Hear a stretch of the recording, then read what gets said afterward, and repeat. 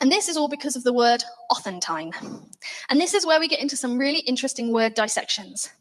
What is interesting is that Paul chooses to use the word authentine here, which is not the general word used for authority in the New Testament. There are a few common words, but the most common word for authority in the New Testament is exousia, which is used over 100 times in the New Testament. In Matthew 28:28, Jesus says, "All authority has been given to me," and that word is exousia. If Paul had wanted to convey this ordinary sort of exercising of authority, then he could have used that word. Instead, he chose a different word, and therefore this word must carry some sort of nuance that was particularly suited to the Ephesian situation. And so what does this word mean? Now, the problem we have with this word is that this is the only occurrence of the word in the entire New Testament. And therefore, the interpretation principle that we have, where we are meant to use other elements of Scripture to interpret what Scripture says, we cannot use.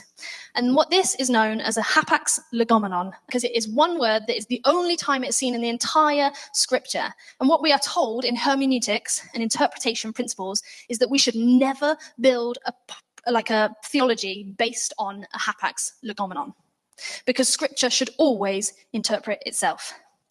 In this case, we cannot go to Scripture to interpret this word, and so we have to look elsewhere. Now, in the Septuagint, which was